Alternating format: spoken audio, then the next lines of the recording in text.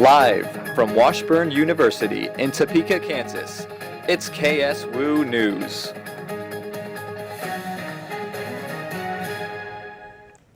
Hi everyone, and thank you for joining us on KSWU News. I'm Carly Willis. And I'm Sarah Sewell. The Washburn Student Organization STAND hosted a vigil at Carroll Chapel to show support and provide comfort for the community for victims of sexual assault on March 5th. Sarah Sewell has more details.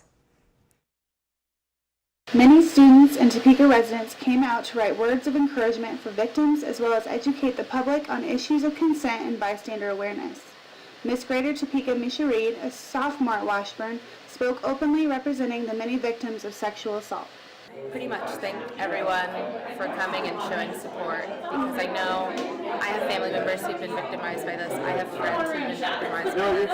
I've been victimized by this, and I just want to let everyone know how important it is to those who carry around a burden. Following an alleged rape on campus, members of STAND felt a need to raise awareness throughout the Washburn community on the precautions that can be taken and the resources that are available to victims of sexual assault. Megan Smith, Vice President of STAND, spoke out not only for victims, but to the perpetrators of sexual violence. I think it's important to tell survivors of sexual assault that we support them and we're here for them. It's also important to send a message to people who have been perpetrators of sexual violence that we won't tolerate it on Washburn's campus. The vigil received a great deal of local press coverage. STAND plans to utilize this attention to spread their message. To further their cause, STAND has organized a rally to be held at Mabee Library tomorrow, March 12th at noon. Students can come to share suggestions for a safer campus, receive resources, and show their continued support. This is Sarah Sewell reporting for KSWU News. The rally will be held at noon tomorrow at Mabee Library for students to show support for victims of sexual assault. 7 Marines and 4 Army aircrew are presumed dead Wednesday, according to a U.S. defense official. A Black Hawk helicopter crashed into waters off the Florida Panhandle during a nighttime training mission. Honorary Secretary of State Ashton Carter speaks to the family members of the victims. I'm sure you're all aware that a UH-60 Black Hawk helicopter was involved in an accident last night near Eglin Air Force Base in Florida. We know there were 4 aircrew, Army from a National Guard unit in Hammond, Louisiana, and 7 Marines assigned to Camp Lejeune, North Carolina, on board that helicopter. And know that with me, our thoughts and prayers are with them and their families as the search and rescue continues. The Black Hawk was first reported missing during foggy conditions at about 8:30 p.m. on Tuesday night. At about 2 a.m. Wednesday, debris from the helicopter was found near Eglin Base. Some remains have washed up on shore, but there is a search and rescue crew still underway to find out if there are any survivors. Several protests have been taking place at the University of Oklahoma after a video of a fraternity chanting a racist song emerged. However, one protest had several campus statues with their mouths taped over with duct tape Wednesday morning. Some of the statues had the word "unheard" written on the tape. Unheard is the name of the campus group that was one of the first to receive video of Sigma Alpha Epsilon fraternity members saying a racist chant. It's not clear if the group had anything to do with the protest. Since the video was released, the fraternity has been shut down and 2 students expelled. Former Secretary of State Hillary Clinton is shedding some light on her decision to use her personal email for government business. Clinton took questions today about the controversy while at a UN Women's Empowerment Principles event. She is being criticized because she used her private server and domain to send out emails while she was Secretary of State, instead of using the government-controlled system. Clinton said she went with her personal email because it was the easier option. When I got to work as Secretary of State, I opted for convenience to use my personal email account, which was allowed by the State Department, because I thought it would be easier to carry just one device for my work and for my personal emails instead of 2. Looking back, it would have been better if I'd simply used a second email account and carried a second phone, but at the time, this didn't seem like an issue. Clinton said she didn't send any classified information with her email, but asserted that there were no security breaches on the server anyway. Clinton has turned over 55,000 pages of emails from her private server to the State Department for their review. Officials say after they are done looking through the emails, they plan to put them on a publicly accessible website. Smartphone users who think their phones have all the answers may be selling themselves a bit short. At least that's what one psychologist concluded after studying hundreds of people and finding a link between phones and lazy thinking. In 3 separate studies from the University of Waterloo in Canada, researchers took a look at how people think. Are you intuitive and feel things, or are you more of an analytical thinker who prefers hard facts? They also evaluated verbal and number skills and then investigated how people use smartphones. Here's what they found. People who are more cognitive thinkers who liked analysis spent less time on their phone's search engines. A co-author says people who rely more on gut feelings when making decisions were more likely to use search engines, making them lazier. He says people look up information they may know or could easily learn, but they're unwilling to take the time and effort to do so. The co-author says there could be an association between using your smartphone a lot and lowering your intelligence. Researchers hypothesize that if we don't use our brains for problem solving, it could create problems as we get older. When we come back, we'll meet with the Director of Communications for the Kansas House of Representatives. Stay tuned. No more. It's none of my business. No more. I'm sure they'll work it out.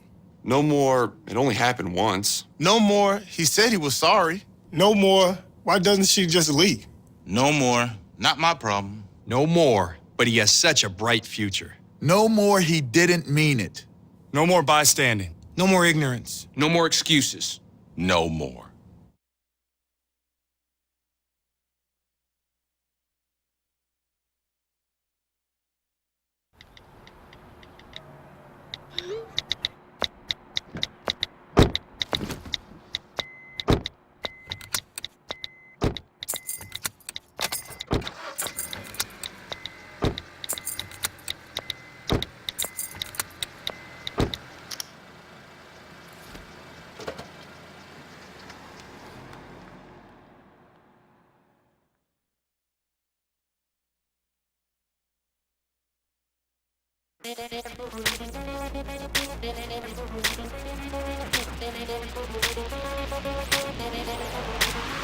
Don't let me throw it down.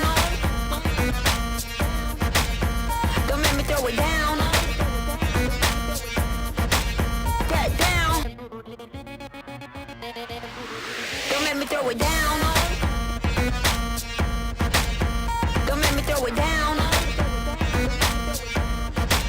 Get down. The inherent right to work is one of the elemental privileges of a free people. Endowed, as our nation is, with abundant physical resources, and inspired as it should be to make those resources and opportunities available for the enjoyment of all, we approach re-employment with the real hope of finding a better answer than we have now. Donate to Goodwill, where your donations help fund job placement and training for people in your community.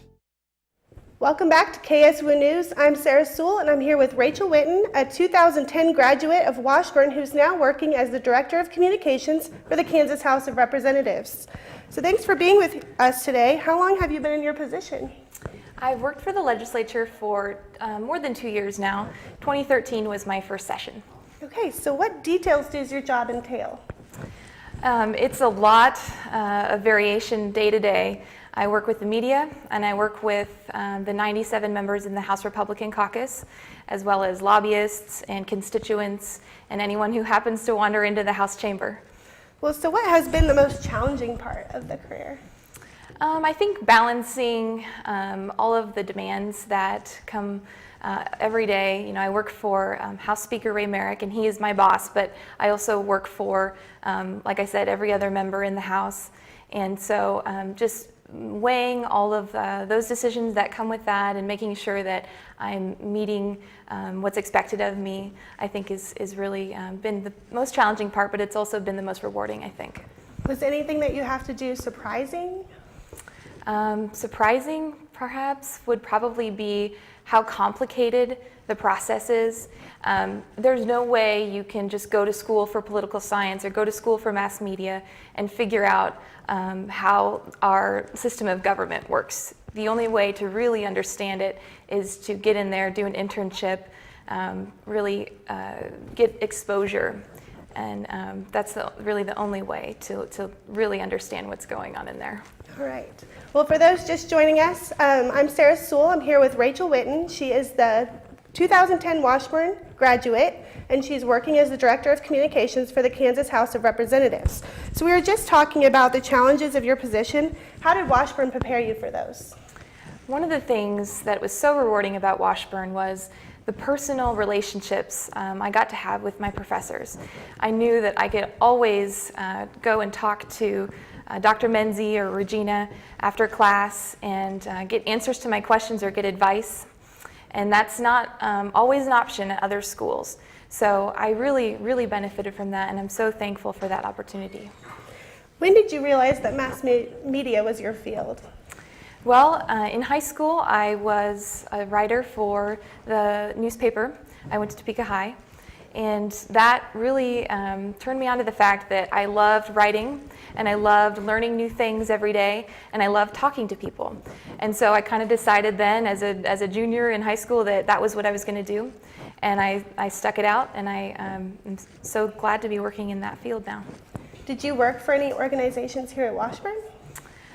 When I was here at Washburn, I was writing for the Topeka Capital Journal, as well as doing some things for the Washburn Review. But I was also a parent and I was married, so I had a lot of different obligations to make sure I took care of. I bet. Well, lastly, what advice do you have for Washburn students about to graduate? I think that the experience you gain in the classroom is valuable, but the experience you gain outside the classroom could probably be even more valuable.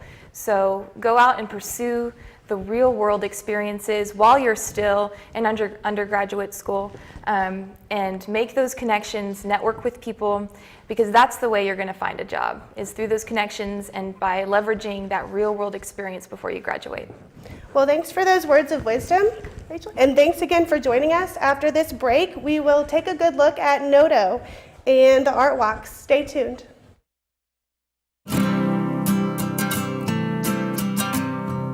Every day across America, excess food is gathered by a network of good people at local food banks, giving hope to millions of children who struggle with hunger. They've earned their wings, and you can too. Together, we can solve child hunger. Support Feeding America and your local food bank at feedingamerica.org.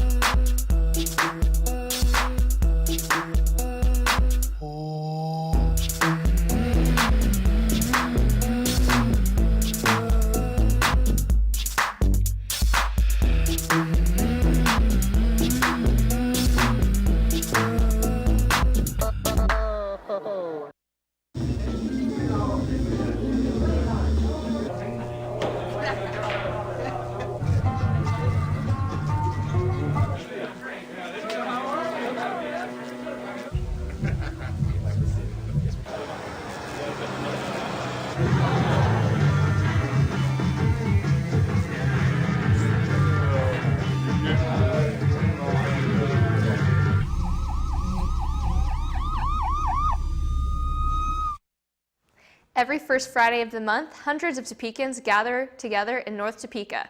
Farai Harold has more details on what is attracting so many locals. The Topeka Chamber of Commerce, local artists, and multiple local businesses have taken on the large task of reviving the once forgotten but historical business hub of North Topeka. On the first Friday of every month, businesses on North Kansas Avenue open their doors to the public at 5 p.m. to begin an evening filled with art, culture, music, and family-friendly activities. Nikki Sloop, a board member for the Noto Arts District, says First Fridays are a great place to see local talent in Topeka.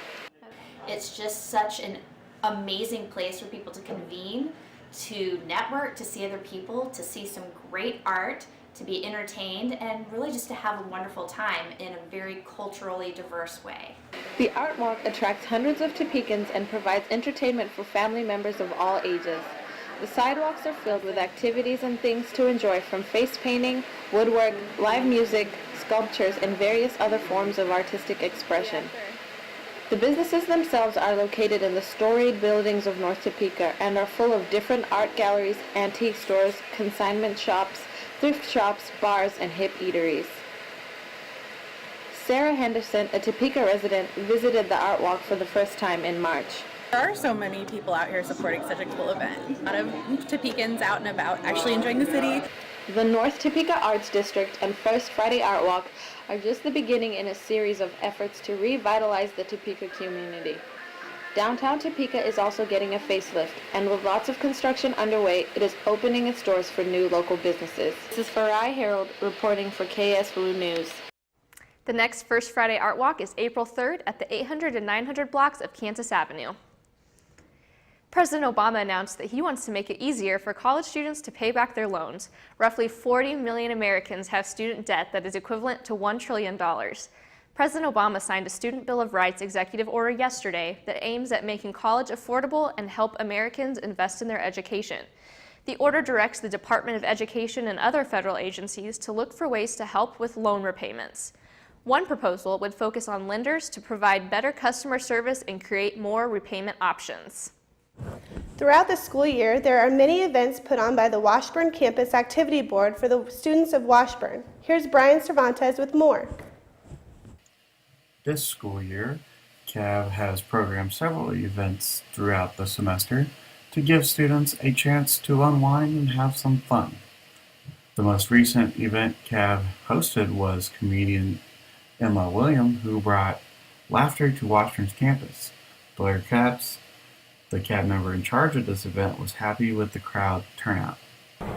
The crowd involvement, particularly there was one row who was just definitely having a good time, was cracking up, enjoying all of her jokes. CAV members want feedback from students who attend their events, so they can continue to bring in activities or speakers that interest Washburn students. I like to be a part of CAB because it's a fun way to get involved. You meet a lot of cool people, and it's really fun to hang out with the acts that come to Washburn, and it's rewarding to be able to bring fun acts to Washburn students so they have something fun to do during the week. Capps and Sikowski are just two of the many members of CAB who work hard to add to Washburn students' experience during their time at college. Some of the next events CAB is hosting is Day at the Zoo on March 29th and YouTube sex education activist Lacey Green on April 2nd. I'm Brian Cervantes reporting for KSWU News. One of the major events that CAB is hosting is a concert for the Washburn 150 celebration coming up later this semester on April 18th. Coming up, Carly Willis will talk with the presidential candidates running for WSGA elections. We'll be back after this. All the preparation, the training, it all comes down to this. To be a winning team, you have to work like a winning team. We have a job to do out here today. Some people think it's about muscle, but it's really about heart. A lot of heart. My team depends on me. And my team is 50,000 strong.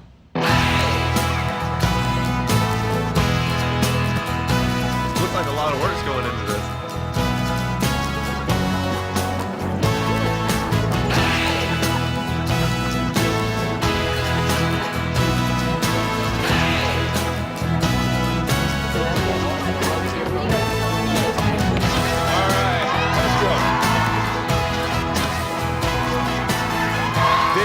Is what it feels like to be part of a team.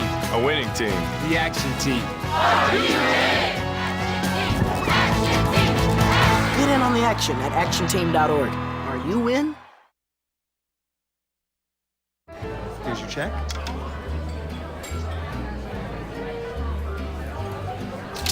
Oh, you got it. You know, since I got rid of my car, I really enjoy walking. Okay. God, no. Getting pulled over for buzz driving could cost you around $10,000 in fines, legal fees, and increased insurance rates. Oh, you're home early. You live with your mom? That'll set your game back a few years. Buzzed, busted, and broke. Because buzz driving is drunk driving. Welcome back to KSWU News. I'm Carly Willis, and I'm here with all three President Hopeful candidates for the Washburn Student Government Association's 2015 to 2016 school year. Thank you guys for joining us. I have John Shively, Blake Porter, and Damian Barone. We're going to start with you, John. What kind of ideas is your platform on for this year's candidacy? So our basic platform for this upcoming year is transparent government and a budget that reflects student needs, which means keeping the activity fee down as much as possible. And we really have two ways we intend on doing that. That's cutting the executive salary for the executive staff of WSGA, and two, spending money out of the reserve account instead of increasing cost on students. Second, we want to make some changes to the Constitution and the structure of WSGA. And lastly, we are advocating for an LGBT resource center on campus. Wonderful, thank you, John. Blake, what about your ideas on your platform? First, I want to say thank you guys for having me here. Our platform is based around three main issues. That's to regroup, recharge, and to reinvest. To regroup, we think the students' concerns are going to be brought back into WSGA. And the reason that, or the way we're going to hear those concerns is by having open forum meetings in the WSGA office. A lot of people don't even know where the WSGA office is. Even fewer have been inside the WSGA office. So we want to offer free food in the WSGA office. In return, students will tell us their concerns, their ideas, what they have for Washburn. To recharge, we want to really boost Washburn pride on campus here. And we can do that through encouraging attendance at sporting events, as well as just seeing more Ichabods on campus. Places like KU and K-State, you see a Jayhawk or a Wildcat everywhere you turn. So things like that can really boost morale. And to reinvest, we want to make sure the students are having the largest say in how their student activity fee is being spent, as well as targeting individuals who may not be a part of student organizations through something called the Student Initiative Grant. And we want to just educate students and let them know things like that are available to them. Wonderful. And lastly, Damian, what about your ideas on your platform? Well, my partner Brooke Peel and myself have been in student government since our freshman year through freshman elections. So year after year, we've learned a lot. We've heard a lot of student concerns. And really, our platform is based on a student-focused approach. Our slogan is, because no two students are the same. So our platform is composed of 6 items, and 3 of them that we're really passionate about are specifically expanding Washburn parking, looking at creative solutions on that. We also want to pursue a textbook price matching system, and we also want to pursue re-educating people on sexual harassment, sexual violence. As we were campaigning, the overwhelming response that we got from students was that if they were sexually assaulted or sexually harassed, they didn't know where to go, what to do, or how to approach that, which we see, given recent events, is a big problem in the student body. Indeed. Wonderful. John, how long have you served, and how have you served in WSGA in years past?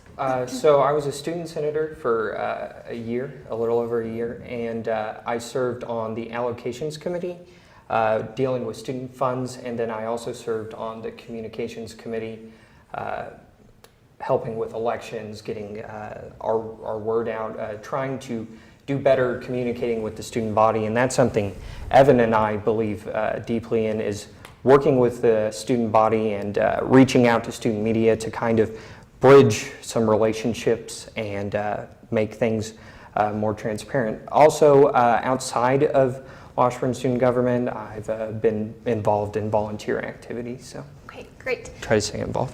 Blake, can you speak about what you've done with WSGA in years past? Sure.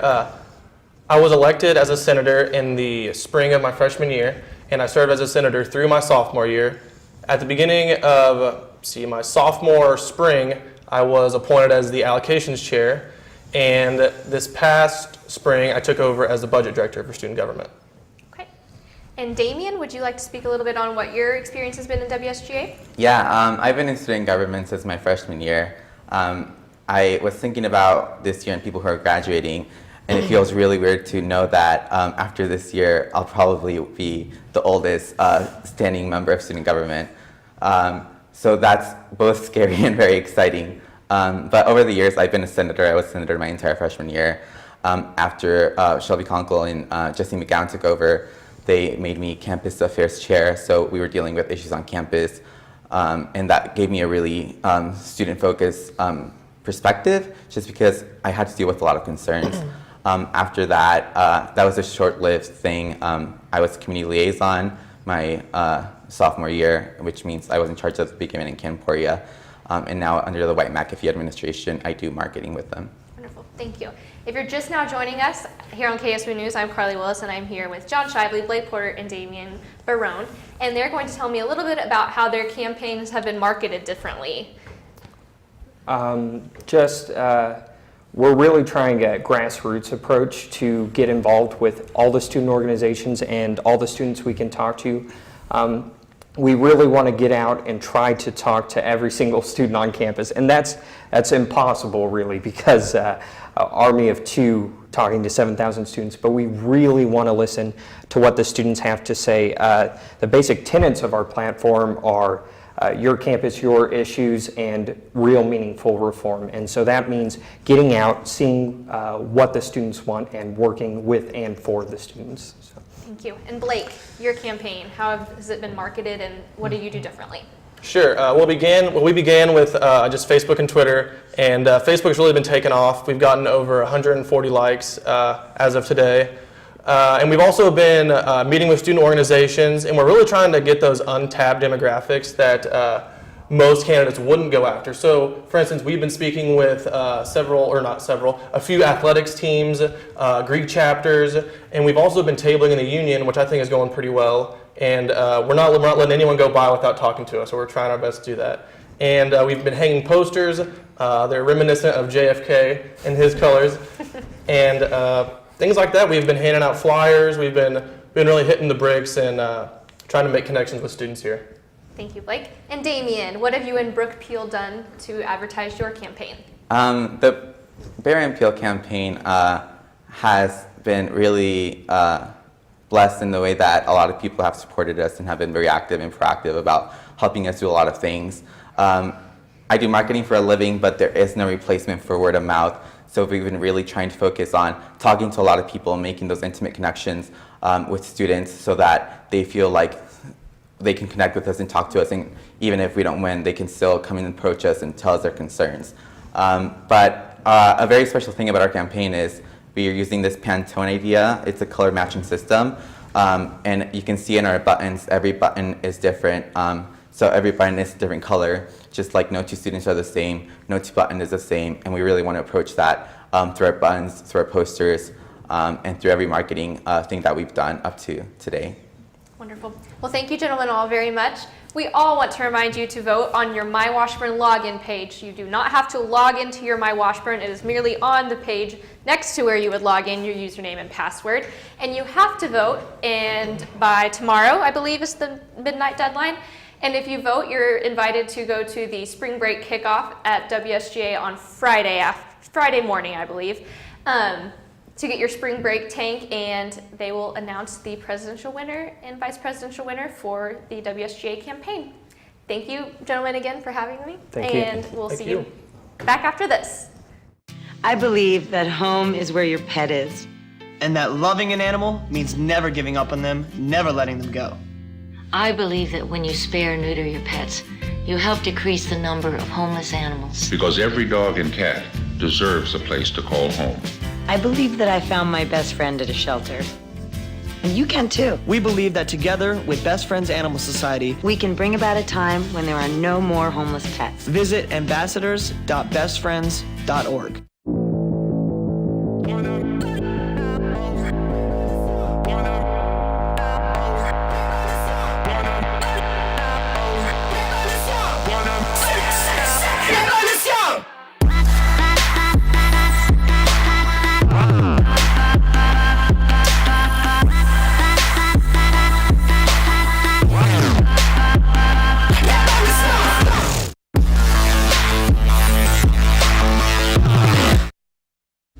Odds of becoming an astronaut, 1 in 13,200,000. Odds of being struck by lightning, 1 in 576,000. Odds of dating a supermodel, 1 in 88,000. Odds of bowling a perfect game, 1 in 11,500. Odds of being trapped in an elevator,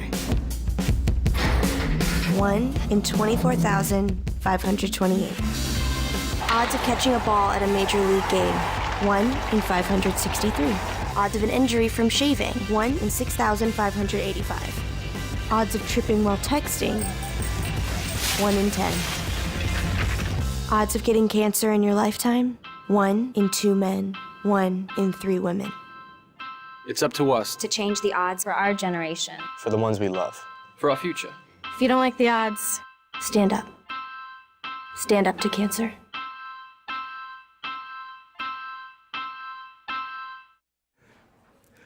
Welcome back. The Washburn-Ichabod golf team opened the spring schedule with a 7-stroke win at the Dave Faulkner Classic in Arkansas. Washburn finished the first round in second place, but ended with a 2-day total of 584 strokes and the team title. Alex Green led the Ichabods and tied for 7th overall. Jordan Hecker tied for 12th overall. Ronnie McHenry tied for 19th overall with fellow Ichabod Tristan Apps. The team title was the first for the Ichabods since the 2012 season when they opened at the Pittsburgh State Invitational with a win. Well, the Washburn women's tennis team swept the Lincoln Blue Tigers in their conference opener 9-0 on Tuesday. The Bods led 3-0 after sweeping doubles 8-0 and 8-0 as Kason Buckman and Kristen Hawley won their match, and then Jody Blackham and Maggie Plum followed. The Bods are now 1-5 on the season. The Washburn men fell 6-3 to Missouri St. Louis in action on March 7th. The Ichabods were down 3-0 after doubles play, but picked up wins as Blake Hunter won his match in straight sets. Matt Barlow won his match, as did Dario Munez-Poletti. Both the women and men return to action on Thursday when they play Rockhurst in Kansas City. Washburn baseball climbs 3 spots in the National Collegiate Baseball Writers Association poll to number 6. The Ichabods are 14-0 and will play Emporia State in a 4-game series, starting with a single game on Friday in Emporia. The Bods will then play 2 games in Topeka against the Hornets, starting at 2 p.m. The final game will be back in Emporia. Before Saturday's game in Topeka, there will be a ceremony to honor former Ichabod head coach Steve Anson, starting at 1:30. Anson was killed last summer in a tree trimming accident. He coached 35 seasons at Washburn and was the winningest coach during his time as Washburn's head coach, with almost 900 wins. The Washburn baseball team is dedicating this season to Coach Anson. Well, it's a nice day for baseball if you want to get out and watch it this weekend. It looks like it's going to be pretty nice. And we got the St. Patrick's Day Parade this Saturday. As well as spring break. Can't wait for that. It's going to be awesome. All good things. Yeah. We are wishing, here at KSWU News, we are wishing you all a happy and safe spring break. We'll see you next week.